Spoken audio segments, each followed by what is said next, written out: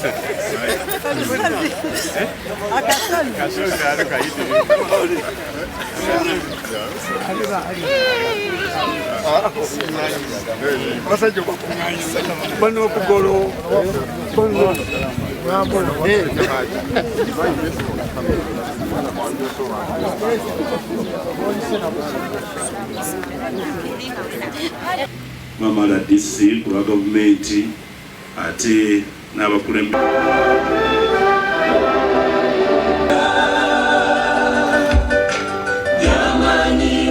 naye okufunda gw'obudde kusaba Allah tabaraka wa taala tugase n'ebyo tubeere nga twetunulamu tuleme kutunulanga bannaffe eri ewala gye omumanyi bulungi nnyo muwalawo waliwo ne gwenda byawo baye takyali mwami okutuletanga ebigambo ebyamagezi bwe bityo akutukuumire Rabbana atina fid dunya hasana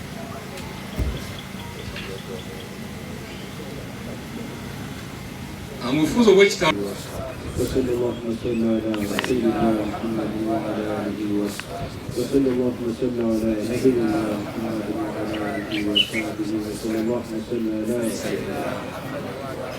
أصحابه وسلم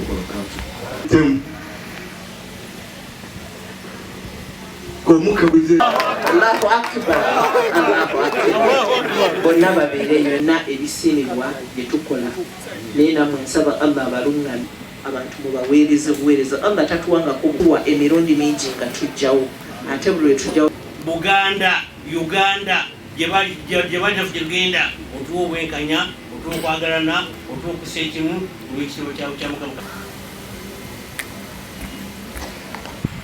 Bwe yalinda azzaako njigiriza eyo eyongera otugatta eyongera okubeera obumu. Ensonga endala waliyo eyabuuziza nti mu abakristu musiiba nakyo kankiddemu abakristu oba abakristaayo tusiiba tutya? Okusiibwa okwaffe kuli bwe kuti nti mu kiseera kino eky'ekisiibo weerekereza ekintu kyo kyoyagala ennyo obe bwe kiba kyakulya nga tokirya, naye ekisiibo nga kigenda okuggwako kwata emaali eyo gye wandibadde osaasaanya ku kintu kiri kyoyagala ennyo ogiwe abantu abateesobola. Awo empeera ofuna musera kwe kusiiba okwaffe. Oba tukwataganaawo emaali gyotakozesa mu kintu ekyo kyoyagala ennyo gikwate ogiwe abantu abalala oba giddiza ekereziya eyongere okutambula obulungi. Awo oba osiibye. Naye ate nekigaana abamu okusiiba nga obusiraamu bulagira wali abasiiba bwe batyo naye enkola yaffe yeeri awo bwe tusiibira. Ebyo si mu kisiibo kyokka n'ekisiibo nga kiweddeko okwe kusiiba okwaffe. Neyanziza nnyo nnyini ddala mukkirize njogere ku nnyingo ey'okutaano ey'ensonga semasonga ez'obwakabaka bwa Buganda egamba bweti okunyweza obumu. Ng'omusiraamu, ng'omukatuliki, ng'omukristaayo, ng'omuganda, ng'omuntu yenna wano mu bwakabaka bwa Buganda, ensonga gye tuliko wano yekukkaatiriza ensonga y'obumu.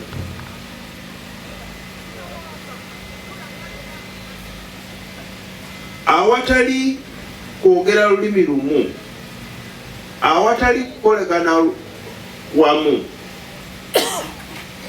awatali kweweerayo ddala wamu mu byonna bye tukola, nkakasa gye tujja kugenda mu maaso. Kyekyo lwaki obukulembeze bw'essaza bwakyo tukisaana mu kiseera kino eky'ekisiibo eky'aba Christians n'ekisiibo eky'obusiraamu nga kitambulira wamu, kyatandika ku lunaku lumu. Tulina kyekirwaki twayisa abantu tule wamu twegeyeemu nga bwe twegeeza mu ssebo webale aliwo haji ayigiriza lwalonze haji tukolako ebyomugaso okugeza okusimba emmwanyi.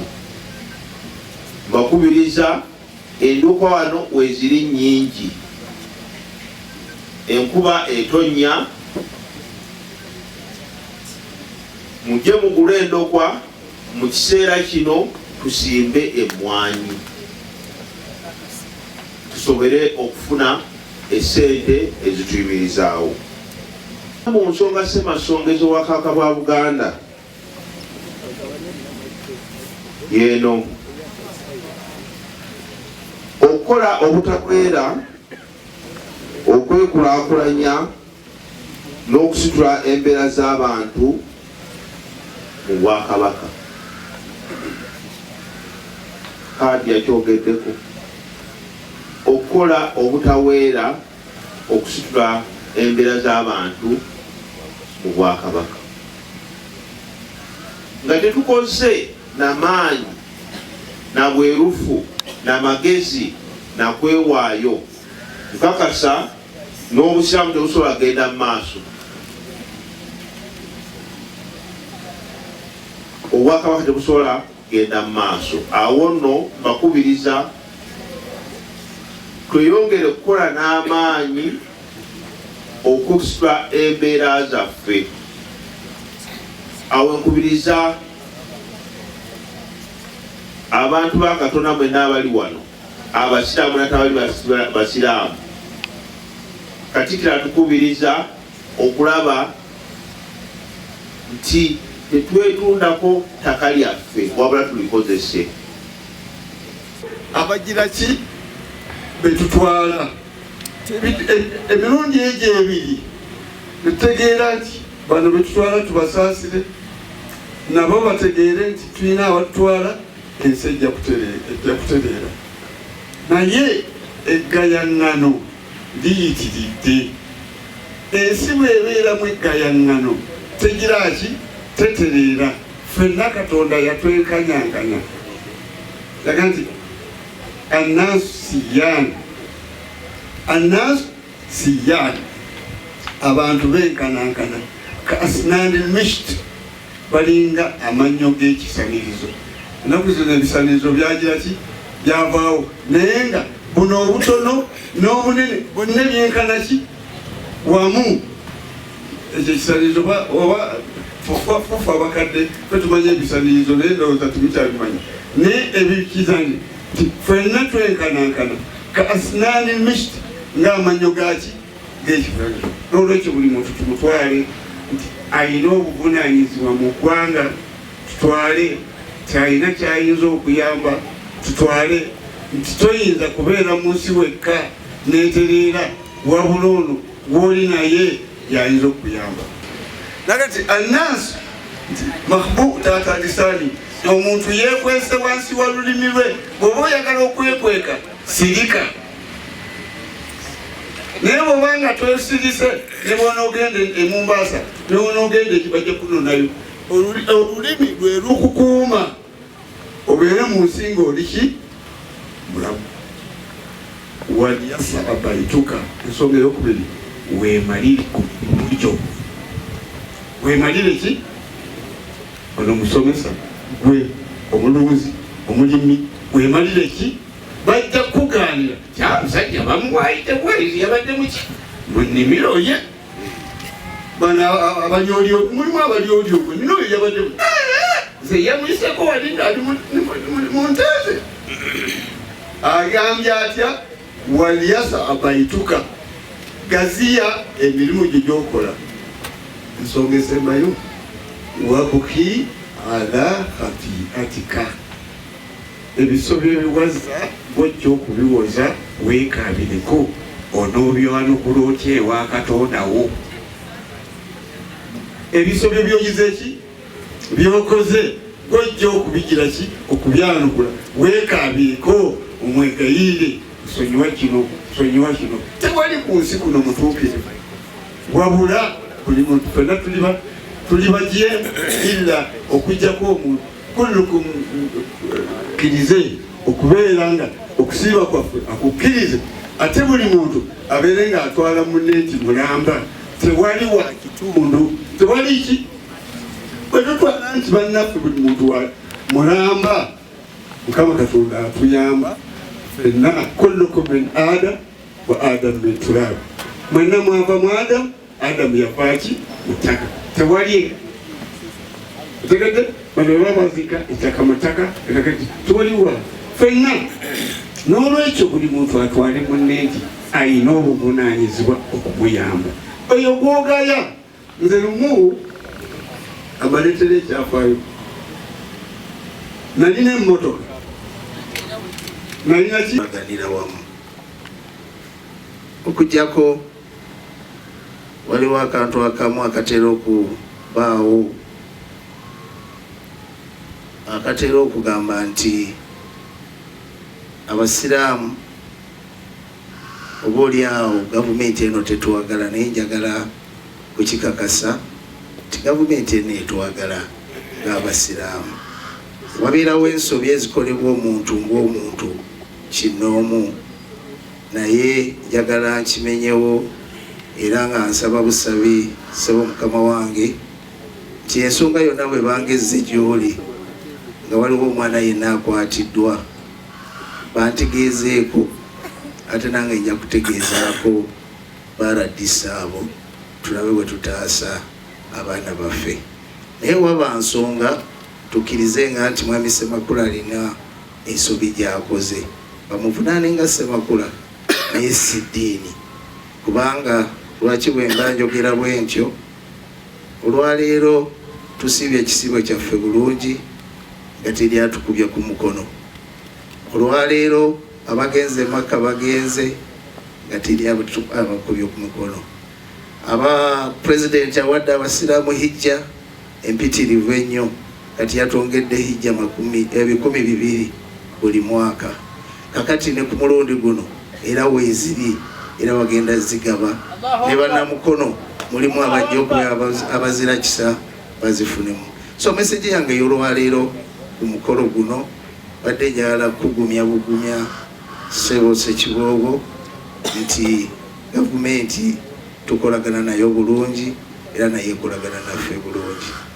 Ate era akasembayo ku saidi eyo balekerawo okumanga omuliro mu baana ate bo ne bafuna ebifo ate ne bamala ne beekwasa gavumenti kyate ekwata abantu. So nako naalisabye abantu abafanagana bwe tutyo tutuuseemu tulekerawo okukuma mu bantu omuliro tugondere gavumenti eriwo bw'oliba oyagala eyiyo ate ekusange oli mulamu. Ssebo nange kangoberere Kiyimba nga nze amyuka Ssekiboobo omumyuka asooka nga ndi wadde Nyinyange omujjuvu era ng'obutaka bulimu.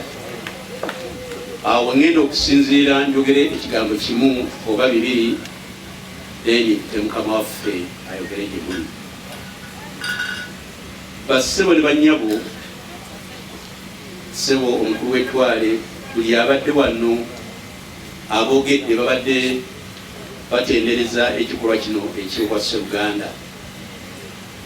Naye ekikolwa ekitenderezebwa eky'obwa Sseruganda kyaliwo nga n'emirembe gyonna teginnabaawo, era weekiri, era kyetulimu. Njala bategeeze bassebo ne bannyabo, mu kyasa ky'e18 eddiini zajja ez'enjawulo mu Uganda. Mu butuufu ey'Abasiraamu yasooka, ne zitusanga nga tuli bumu, era bakadde baffe be bamu, abamu ne bayingira Obusiraamu. Ey'aba Christians bwe yajja, Abakristaayo bwe bajja, era ku bakadde baffe abamu kwe kuli abayingira ey'Abakristaayo be bamu, famire yemu, ekika kyekimu, oli nadde eno n'onakola ki, naye nga bali omuntu ogu. N'Abakatuliki bwe batyo bajja, era abalala ne bayingira. Kakati ne tuba nga ddiini ze zizze, naye ng'abantu kyaliyo ki, ng'abantu kyali ki. Bassebo ne bannyabo, njala okubasaba tugende n'obutonde eddiini okukkiriza okwajja kya mukisa mulungi, onna kutulambika mu bikolwa ki birungi. Teri ddiini erambika muntu mbikola ki kale njala bategeeze mu ngeri enjawulo. Nyumirwa nnyo kutuba z'Abasiraamu, nyumirwa nnyo okuwulira kwaki, owuliriza n'ogamba no, n'omatira n'okkiriza. Oba nange onansabirako ng'oli, naye nga ge mazima ki, ge mazima matuufu. Era ne mu masomero gaffe, era nga kino kyekisembayo, nze ne muganda wange ne mukulu Katende, ffenna tuli b'amasomero abasatu. Ddiini zonna wabeerawo ddiini ey'ekifaananyi kyo gy'olimu, ne bwe tuba tuyigiriza abaana era nga tuleeta n'abasomesa betuteka amasomero gaffe, tuleeta buli wa ddiini. Basiibululwa gw'abasiibuludde ofuna empeera, era nga wakitiibwa Allah tagambangako nti Omukatuliki bw'anaasiibulula Omusiraamu empeera zinaagendanga wa Musiraamu Omukatuliki taazifunenga, wabula oyo alina obusobozi. Wakitiibwa Allah yagamba asiibulule abantu abo abalumwa enjala, abalumwa ennyonta. Golooza empeera zino omukono ogugaba gubeera waggulu, ogutoola gubeera wansi. Wallahi Abasiraamu abatudde mu bifo kuno okutusoomooza, temwagala Abakatuliki mu mpya zammwe, temwagala abalokole mu mpya zammwe, temwagala Abakristaayo mu mpya zammwe, mwagala Basiraamu bokka mu mpya zammwe. Nze by birth nze Florence, senga Haji Ndisaba Hussein teyandaba ng'oluwala olulungi, bajjajjaabo bana emabega nga bonna Basiraamu. Tukendeeze okuteekawo limiti ku bantu betukolagana nabo. Kolagana na buli muntu olw'ekikula Allah kye yamutondamu, kolagana na buli muntu olw'eddiini ye Allah gye yamuwa, nga bw'omusabira edduwa ennungi Allah asobole okumulungamya, asobole okumulaga ekiki ekituufu. Tweyisenga bulungi abantu basobole okutwegomba olw'ebikolwa byaffe. Oweekitiibwa Ssekiboobo ne be wateeseteese nabo, alhamdulillah, nsaba tuwadde amaanyi agagenda okuweereza bannakyaggwe, ate tulabike nti Kyaggwe akyukakyuka. Assalamu alaikum warahmatullahi wabarakatuh. Allah yeebale abasobozesezza okujja, Allah yeebale ssebo jjajja ow'Engeye nannyini ttwale lino, weebale kukkiriza nga Vincent Matovu akuyise. alhamdulillah bulijjo Allah bwakuwa obukulembeze tabukuwa nga togenda kusobola. Allah akuwa obukulembeze ng'akimanyi ojja kusobola. Era kyovula bagezesa bangi n'abawamuuko naye bw'alaba nga tosobolera n'akuggyawo n'ateekawo abasobola. Saagala kugamba nti waliwo ababadde tebasobola, naye buli omu mu kontro ye alina kyamuwa ekisukkuluma ku ky'omulala. Kyovula bakyandibadde kirungi obukulembeze ne tubuwanyisanga ne tulabako ebitendo eby'abalala, so si buli kifo naye ebifo ebyetaaga okuwanyisa. Ekyo nakyo era nkyogedde, era nakyo njagala Allahu akbar, Allahu akbar, Allahu akbar, kubanga kaseera kano mukadde wange Kaawo abadde n'obuvunaanyizibwa e Kampala atuuse mu ofiisi ku saa 11 ng'ate alina by'alina okumaliriza. Enkya tulina council meeting. Kuba Katonda Ssaabasajja gwe yasiima mumyukirireko omuluka mumyuka ggulu. Nsanyuse okubalaba wano ku lunaku olwaleero mukadde waffe Ssekiboobo gwe yategese okulaba nga tubeera wamu mu nzikirize. Mukadde waffe RDC, mukadde waffe omugenyi omukulu, abaami b'eggombolola abali wano ne baami bannanga ab'emiruka, nsanyuse okubalaba mu bufunze ennyo. Nze Isaac Newton Nsoke, omwami wa Kabaka amulamulirako eggombolola ya Mutube na Kawuga, ate omukubiriza w'abaami ba ggombolola zonna ezitwala Kyaggwe. Tulina essanyu okuyozaayoza Abayisiraamu okubanga basobodde okutambuza ekisiibo kino okutuuka ku lunaku olwaleero, ate mu kiseera kye kimu nga omukulu wa Greater Mukono bw'ayogedde nti ekintu kino babadde bakiraba Mmengo yokka, naye ate twongera okumusaba mwongere okutusabira kubanga obwedda ayogera nnyo ne ku ggombolola. Eggombolola ze tutwala nazo nga tulowooza nti nga tukwatiddwako naffe twagala okutwala olugendo luno mu maaso. Ssekiboobo tutemedde ekkubo era tukusuubiza nti Mukama ng'ali wamu naffe tujja kusobola okulaba nga tutambuza ekintu kino. Tulina enteekateeka nnene era etuuka mu buli masinzizo ngera omukulu bw'agambye nti obukulembeze tugatta abantu bonna obutasosola ddiini, langi ya kibiina oba ekkala yonna. Kale nsuubira nti n'abakulu b'ettwale lino ebbaluwa baagifunye dda nga tubasaba okuba nga tubakyalirako. Saagala kwogera bingi olwakadde, naye ku buuyi buno